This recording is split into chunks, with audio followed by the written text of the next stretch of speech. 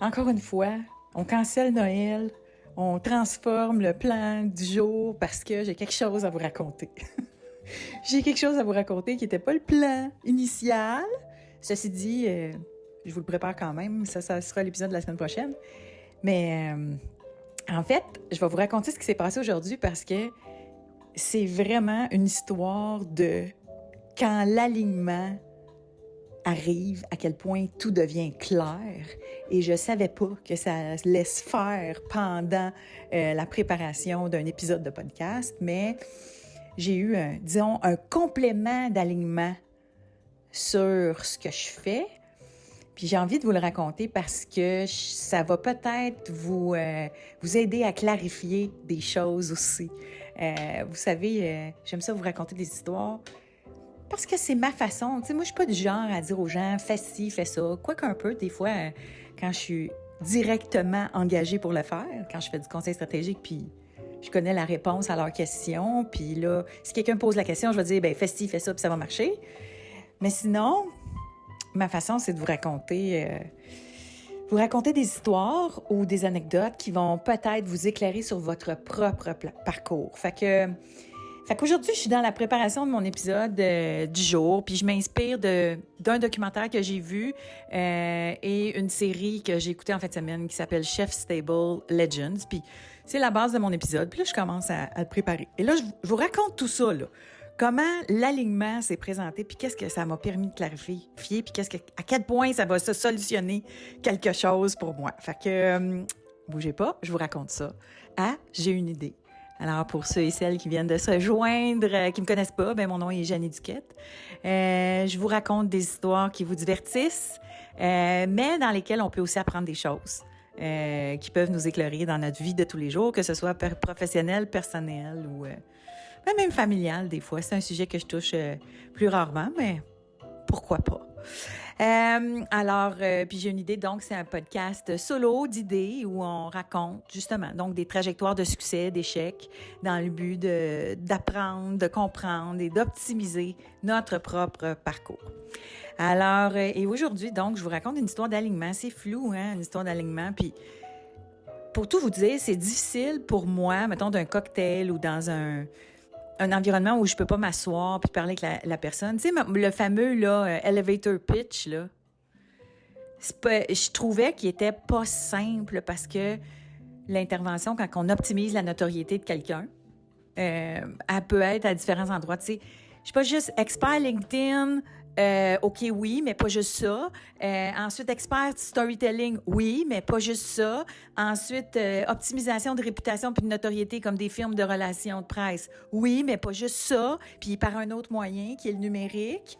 Après ça, comment est-ce qu'on peut, tu sais, déterminer là, est-ce on bâtit l'influence numérique? Fine, mais quand je dis bâtir de l'influence numérique, ça fait influenceur Instagram. C'est pas juste ça.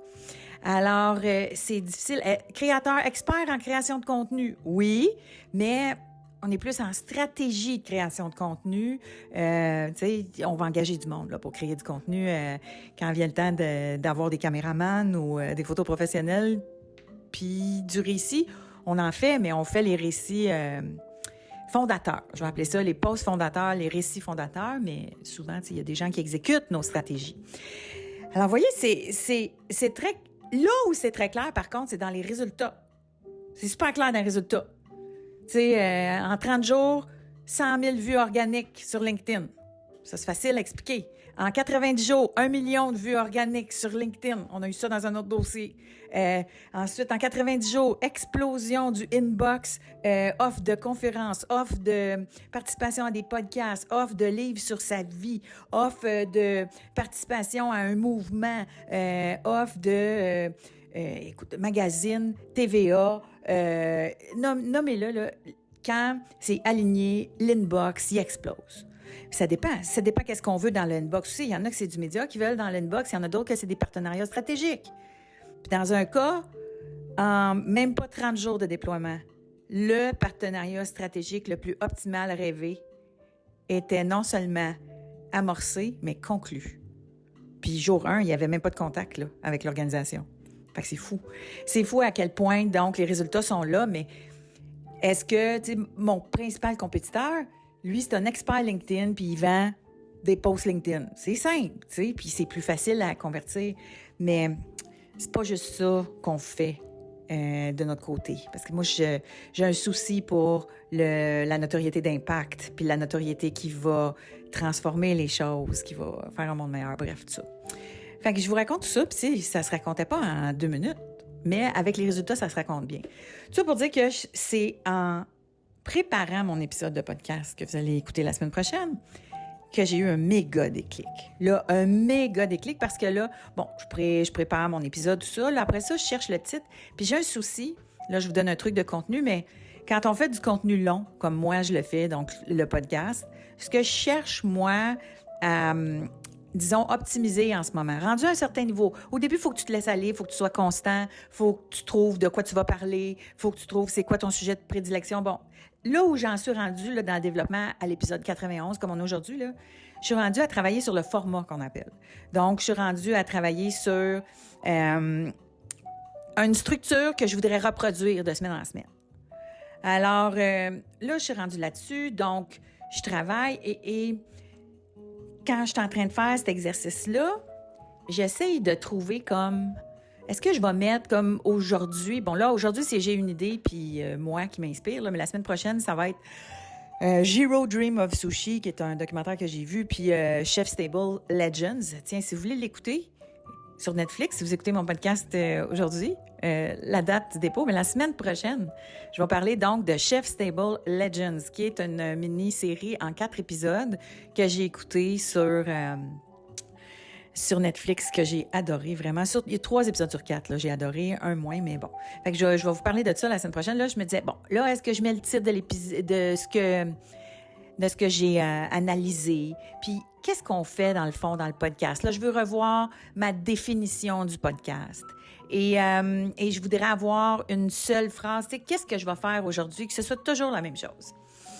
Et là, je travaille donc avec l'intelligence artificielle, c'est sûr, là. Puis là, on travaille ensemble pour faire la structure. Puis là, il me challenge, puis là, il me pose des questions et tout ça. Puis c'est en me posant ces questions-là, là, en disant, c'est quoi mon descriptif? Je vous disais, tu sais, moi, je fais des récits d'histoire, de notoriété, des récits sur des trajectoires invisibles du succès. Ouais, tu sais, j'aimais ça. C'était correct, c'était quand même assez clair, mais ça pourrait être plus clair. Alors là, en voulant chercher la phrase qui définit ça, j'ai commencé à regarder tout mon environnement. Et là, je vais vous dire des affaires qui me... La maturité professionnelle commence quand le métier cesse d'être une identité. Ça, c'est des affaires que lui me proposait, là. Là, c'est pas trop ça. C'est pas ça vraiment, là. J'ai une idée, c'est un podcast pour celles et ceux qui aiment apprendre autrement. OK. En l'écoutant, vous découvrez des façons nouvelles de penser votre carrière, votre notoriété, votre trajectoire, sans avoir l'impression de suivre un cours ou un programme. OK, ça commence. Puis là, j'ajoute, tu sais, moi, je converse là, avec l'intelligence artificielle. Là, finalement, un podcast pour apprendre autrement. Pas tellement ça. Et là, je continue. Puis là, quand on a de la misère à trouver là, un titre pour un projet ou une description de notre projet ou de notre service, là, un truc, là, à retourner à « Qui suis-je? » Tu sais, qui vous êtes? Fait que là, moi, je suis retournée à ça. Je suis retournée à ma définition, ma bio, parce que tout est plus fort quand c'est aligné. Donc, Jeannie Duquette, stratège en notoriété et en leadership. OK, c'est ça. Alors, là, je commence à explorer, tu sais, c'est quoi ma bio? C'est quoi mon expertise? Et là, il me dit un podcast pour apprendre en se divertissant. Et là, on commence à s'approcher. Puis là, à un moment donné, j'ai un flash. Je dis, connais-tu Franfreluche? J'ai dit ça. Connais-tu Franfreluche? Alors, celles et ceux qui connaissent Franfreluche puis qui m'écoutent, j'ai dit, au fond, moi, je veux être Franfreluche, mais de business. Tu sais, je raconte des histoires, mais qui nous permettent d'apprendre des choses. Puis c'est divertissant, puis on apprend en même temps. Mais là, je peux pas m'appeler Franfreluche Business ou Franfreluche pour adultes.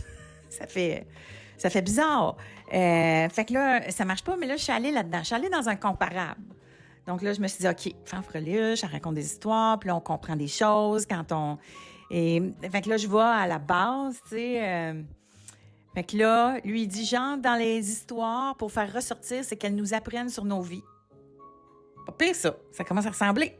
Parce que ça s'applique soit aux séries que j'écoute, soit à la télé-réalité. Donc, on commence à résumer un peu ce qui marche. Alors là, j'aime ça. Fait que j'avance là-dessus. Là, après ça, là, il m'arrive avec « J'ai une idée, c'est un podcast pour celles et ceux qui aiment apprendre en se laissant porter par une histoire. Des histoires qui divertissent et éclairent. » Ah, OK. Ça va. Maintenant, il faudrait que, tu sais, comme quand Marilyn Pellerin, qui fait un tabac en ce moment, là, qui a été ma cliente pendant un bout de temps. Marilyn Pellerin, c'était facile de la décrire, la fondatrice de Artis. Je vous ai fait un épisode de Faire une femme de soi là-dessus. Puis j'ai parlé d'elle sur mes réseaux sociaux. J'ai raconté son histoire en long et en large. Et c'était facile de dire aux gens, c'est la nouvelle Lise Wattier. Pas compliqué. Marilyn Pellerin, c'est la nouvelle Lise Wattier. C'est Lise Wattier numérique. Alors, c'est très simple comme descriptif. Et là, donc, c'est possible de bien situer, donc, la personne qui est alignée avec le projet puis le produit. Fait que là, si on commence à s'approcher, là, la fanfreluche business, là, après ça, je raconte des histoires qui nous apprennent quelque chose. Mais là, après ça, je dis, ouais, mais moi, je raconte pas juste des histoires, je raconte des trajectoires, tu sais, comment on réussit, comment on échoue. Alors, j'ai de la difficulté. Là, il me propose Jeannie Duquette, lectrice de trajectoire. Hey, on peut s'endormir plus vite que ça? C'est tellement plate comme traductrice des trajectoires visibles. Boring. Celle qui lit les trajectoires. Boring. Trajectoire, c'est pas un mot qu'on utilise tous les jours. Ça fait... ça marche pas. En tout cas, vous me direz, là, mais moi, je trouve que ça marche pas. Fait que je me trouve pas de nickname, là. Alors... je trouve pas vraiment d'alignement. Là, il dit architecte de trajectoire, cartographe du succès. Oh, là, en explorant la piste de trouvons-moi un nickname, un peu comme la nouvelle Lise Wattier ou la fanfreluche business. Peut-être que je peux le dire fanfreluche business quand je parle, là, mais c'est pas juste ça, tu sais. Fait que je suis encore dans le pas que. Puis tant qu'il y a pas que, je suis pas dessus. Fait que vous aussi, vous pouvez utiliser cette technique-là. Donc, là, je me dis, on va explorer autre chose. Là, j'ai exploré une espèce de... on trouve-tu... est-ce que je fais des blueprints? Est-ce que je fais des histoires de succès? Bon, tu sais, si on nomme le genre d'épisode. Alors, ça aussi, ça m'a pas été le moment où j'ai vraiment fait « OK, non, c'est ça ». En fait, là où j'ai commencé à comprendre, puis là, j'ai commencé à trouver où est-ce que j'allais aller avec ma clarification puis ma description, mon optimisation de la description de podcast, c'est quand j'ai regardé mon univers complet. Parce que pour moi, ça fait du sens. Pour moi, ce que je fais, ça fait du sens. Alors, qu'est-ce que je fais? Avec Faire une femme de soi, je rencontre des femmes extraordinaires qui me racontent leur parcours. Et de ces parcours-là, on apprend plein de choses parce qu'on ne peut pas devenir ce qu'on ne connaît pas. Donc, dans le cadre de Faire une femme de soi, je rencontre des femmes qui me racontent leur histoire après avoir raconté la mienne dans un livre. Elles me racontent leur histoire et on apprend de ça. Dans J'ai une idée, ici aujourd'hui, je raconte les histoires de ceux et celles que je ne peux pas rencontrer. C'est tout aussi simple que ça. Je ne peux pas les faire venir à mon podcast parce que Elisabeth Gilbert, je suis pas sûre que je vais être capable de la closer. Ça va me prendre bien du temps. Fait que, qui sait, un jour peut-être, mais pour là, si j'ai un podcast francophone. Fait que, dans J'ai une idée, je raconte les histoires de ceux et celles que je ne peux pas rencontrer, mais dans lesquelles on peut apprendre de leurs succès, de leurs échecs, comment on peut optimiser, etc., etc. Puis je raconte des histoires de participants de télé-réalité, puis je raconte des histoires de producteurs, de toutes sortes d'affaires, comme vous le savez. Alors, ça, c'est J'ai une idée. Donc, j'écoute. Ensuite, je raconte dans J'ai une idée. Puis j'accompagne dans mon conseil stratégique, dans la boutique de conseil stratégique. Et dans les 3 cas, on raconte, on écoute, on raconte et on construit des trajectoires de succès. Fait que toutes les actions sont là, mais on est toujours dans la même façon.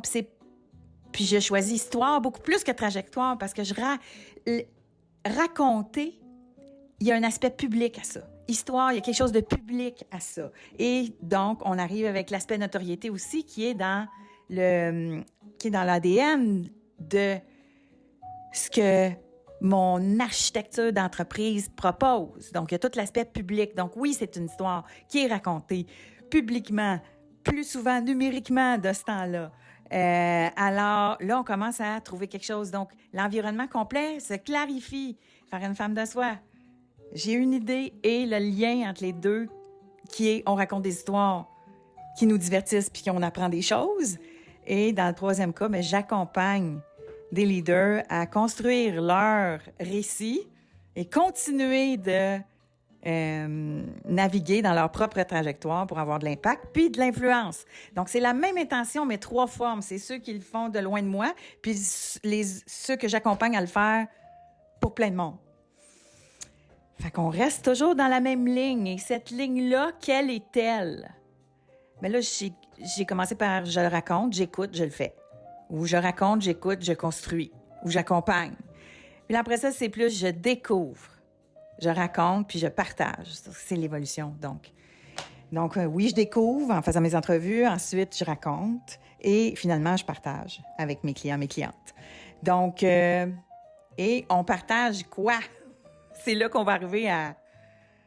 On va arriver à quelque chose de plus précis. Là, pardonnez-moi, je vais vous dire un truc. Parce que moi, j'accompagne pas juste pour de la croissance, tu sais, croître pour croître pour faire de l'argent, croître pour être plus performant, croître pour être plus excellent. Ça, c'est une chose. Je faisais ça avant, j'avais ce mindset-là avant.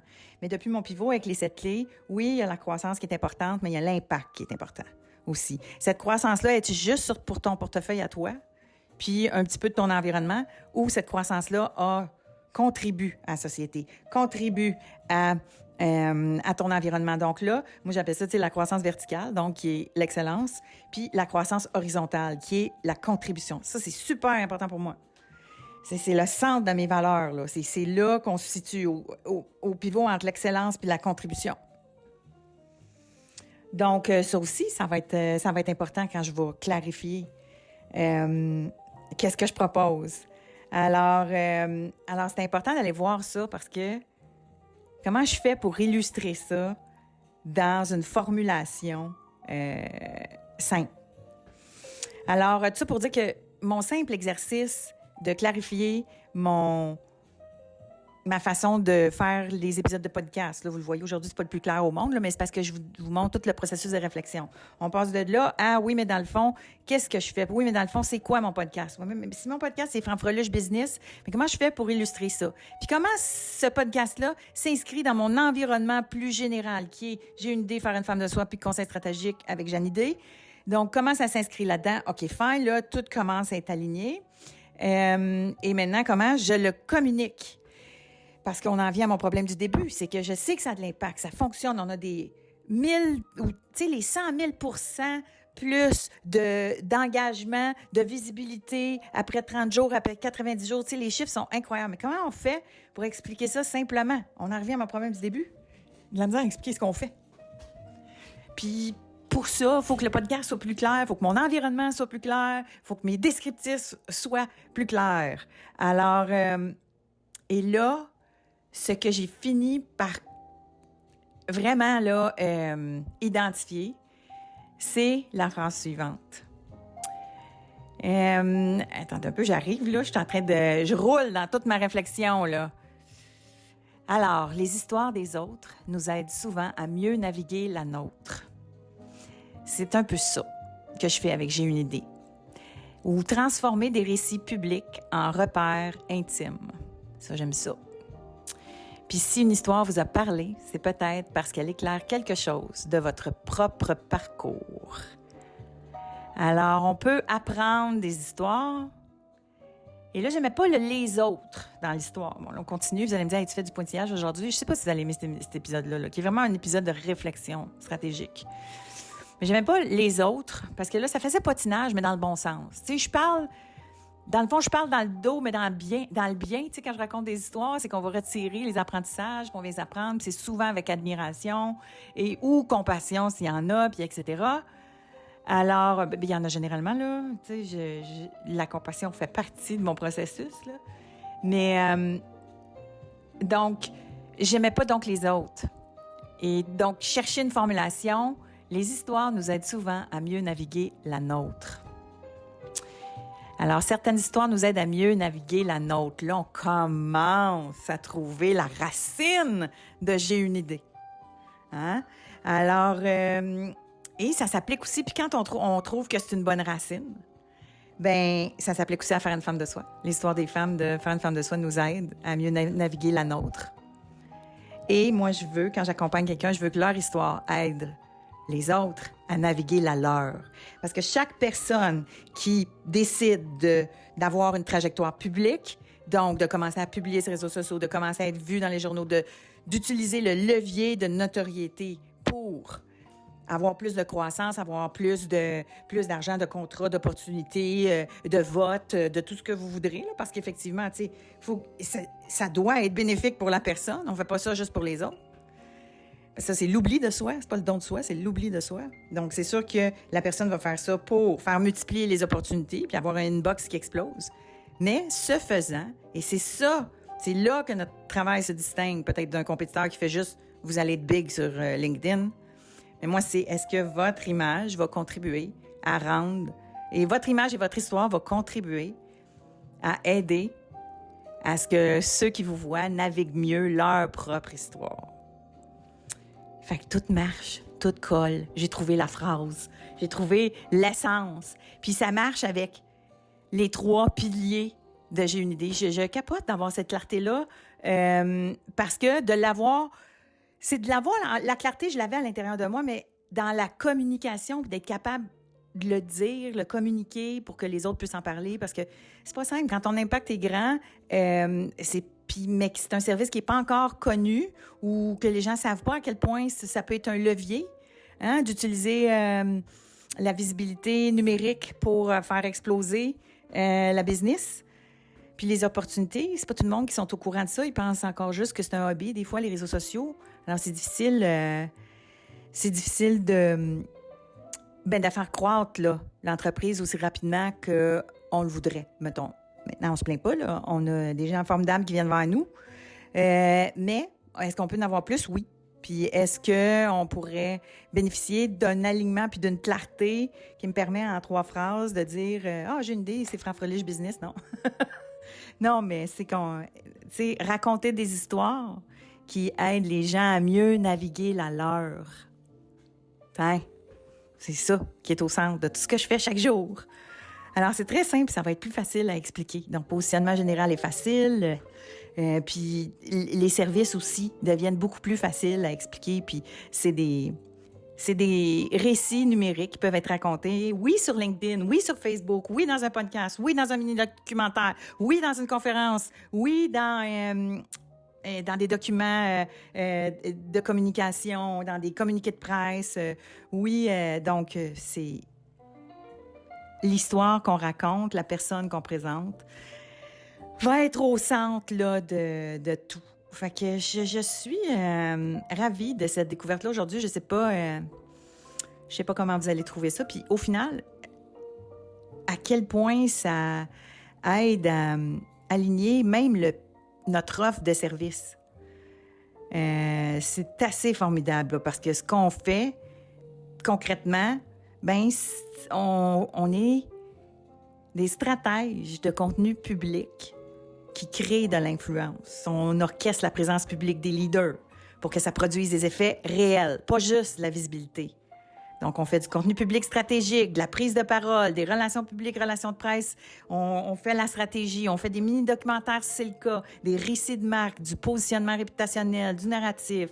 On orchestre les messages, les piliers, les piliers de contenu, etc., etc. Et puis tout ça donne des résultats qui font exploser le inbox, qui augmentent la portée organique de tout le contenu qui est partagé. La crédibilité, l'autorité perçue augmente, l'interaction augmente, les partenariats augmentent, on accélère la carrière, on accélère la business. Bref, est-ce que je pensais que j'allais régler ça aujourd'hui en faisant mon podcast? Pas tant. Pas tant. Puis là, c'est ça. Donc, si vous connaissez quelqu'un qui a une histoire formidable, puis qui a une business qui mériterait d'être plus connue, ou un service qui mériterait d'être plus connu, ou quelqu'un qui est excellent, mais qui n'a pas de présence publique whatsoever, Ou quelqu'un qui est déjà visible, puis qui publie, puis ça marche pas. Qu'il n'y a pas de reach, puis vous comprenez pas pourquoi. Parce qu'il est bon ou est bonne, finalement. Ou quelqu'un qui a une réputation de feu dans le monde des affaires, mais qui est zéro connu en numérique, puis qui n'en profite pas. Parce que là, watch out, là. En ce moment, là, c'est Mégane qui a la plus grosse influence numérique. Elle est dans le top au Canada, puis elle est numéro 1 au Québec. Donc, Mégane, l'avocate rose, c'est elle qui a le plus d'influence. En ce moment, peut-être que le Québécois, il se dit « Mais c'est une avocate, c'est plus un phénomène de réseaux sociaux. » C'est parce qu'attends une minute, là, les clients, là, dans 5 ans même, là, s'ils connaissent juste Mégane, je vous dis en affaires, c'est son cabinet qui va être le plus gros. Puis c'est elle qui va avoir le plus de gens qui vont venir vers eux parce que les jeunes générations, peut-être qu'ils ne s'intéresseront pas à... à quelque part, l'influence, l'impact est en avant de tout le monde. Là. Fait que si elle continue de construire son audience, puis si elle construit son autorité, puis si ça, elle a une très grande longueur d'avance sur tous les cabinets d'avocats en ce moment, là. Watch out!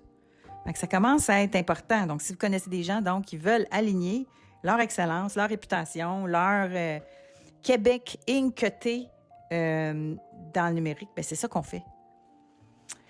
Alors, je ne sais pas si c'était clair, mais je voulais vous raconter comment est-ce qu'on a un aha moment, des fois, qui permet de clarifier. Moi, j'avais envoyé un courriel à quelques-unes de mes bonnes amies en leur expliquant, parce que là, j'avais fait tous les chiffres des résultats qu'on a eus, les 30 jours, les 90 jours, puis je vous le dis, là, c'est époustouflant, là, l'impact, là, en organique, puis en réel, là, des contacts, des propositions, des alliances, des médias qui se sont... Vraiment, là, tout le monde est arrivé aussitôt qu'on a commencé à déployer les stratégies là, dans tous nos dossiers. Alors, à quel point il y a un avantage à commencer tout de suite parce que c'est facile d'avoir de l'attention là, en ce moment, surtout via LinkedIn, je dirais. Puis ceux qui sont prêts à aller sur TikTok aussi, là, il y a moyen de moyenner aussi, là, mais bref. Là, j'avais envoyé un courriel à quelques-unes de mes amies, puis là, je leur disais, bon, voici ce qu'on fait, voici nos résultats. Puis là, j'ai commencé par une, tu sais, en test. J'ai dit, dis-moi si c'est clair. Je sais que c'est difficile à expliquer quand c'est quelque chose de nouveau. Puis elle m'avait répondu, oui, OK, je vais transmettre ça à telle personne dans mon entourage pour voir. Là, j'ai fait, Colin, elle a pas compris. Parce qu'elle aurait dû comprendre qu'elle est entourée de plein de monde juste autour d'elle à sa job qui aurait besoin de nos services. Mais si elle ne l'a pas saisi, c'est parce que c'était pas assez clair dans mon document. Fait que là, je l'ai refaite avec mon alignement, là, aujourd'hui, là où c'est très clair. Donc, tu sais, des histoires qui ont de l'impact sur énormément de gens, puis quand c'est sur le numérique, ça a de l'impact sur énormément de gens. Chaque post peut devenir une conférence, chaque post peut devenir une émission de télévision. Dans l'impact, je parle. Dans l'impact réel que ça a aujourd'hui. Fait que là, à partir du moment où c'est clair, bien, c'était bien plus facile d'écrire mon courriel. Alors, j'ai relu ce que j'avais écrit avant. Là, j'écris maintenant, c'est clair. L'environnement est clarifié. Bon, bref. Je ne sais pas si ça vous aide ou si ça vous intéresse, ce genre de réflexion-là, mais c'est un récit d'alignement, donc, qui permet... Puis là, on va revenir à tout ça. Ça va revenir à... Je ne sais pas si je vous ramène en début d'émission. En début d'émission, là, j'ai utilisé, quand j'ai décrit, j'ai une idée, j'ai utilisé ce que j'ai découvert. Donc, je vais vous raconter des histoires qui vont avoir de l'impact sur la vôtre. J'essaie de vous raconter, donc, quelque chose qui s'est passé, qui va peut-être impacter comment vous allez prendre une décision demain. Alors, mais, ceci dit, je ne vous le fais pas de façon didactique ou en faisant des programmes et des slides puis des cours. C'est toujours plus le fun quand c'est raconté puis c'est agréable, mais ça a servi à quelque chose. Le moment que vous allez passer avec moi va vous servir. C'est ce que je veux aussi. Je veux que ça puisse vous servir. Fait que c'était peut-être un peu long, mais ceci dit, cet épisode de clarté, ça m'a fait plaisir de vous le partager. Je vous rappelle que si vous avez besoin de clarté, puis si vous avez envie de voir ça ressemble à quoi quand je vous accompagne, je fais le Goddess Challenge. On recommence ça le 11 janvier. C'est 11 jours, une action par jour, 10 à 15 minutes qui va vous permettre un réalignement majeur.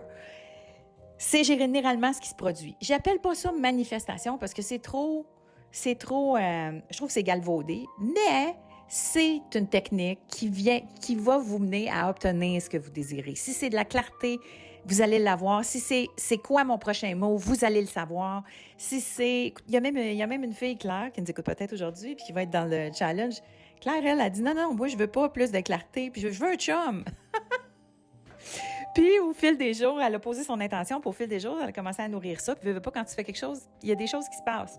Et c'est de créer un espace, donc, pour que cette clarté-là vous arrive, ou ces réponses-là vous arrivent, ou ces opportunités-là vous arrivent. C'est pas didactique, il n'y a pas de slide. Puis c'est pas lourd non plus. On se voit 3 fois pendant les 11 jours. Donc, on se voit le premier jour pour le kick-off. Vous pourrez l'écouter en différé si vous n'êtes pas là le 11 janvier à 11h. Ça tombe un dimanche, c'est en même temps que la messe. Si vous êtes à la messe, je vous pardonne, mais pour dire que là, on se voit en direct une fois le 11, ensuite on se revoit le 15, puis après ça, on se revoit à la fin.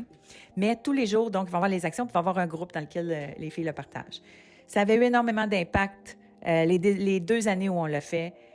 Ça a été très le fun et une raison pourquoi j'ai décidé de le faire, c'est il y a une fille qui l'a fait, qui m'a parlé de l'impact que ça a eu dans sa business puis dans sa vie, ce challenge-là, parce qu'elle voulait savoir ça allait être quoi, sa trajectoire future, puis elle a trouvé l'idée qu'elle est en train de développer en ce moment, puis qui va être un gros projet pour elle. Et donc, pour ça, mais aussi pour moi, je me disais, moi, c'est une belle façon de commencer l'année.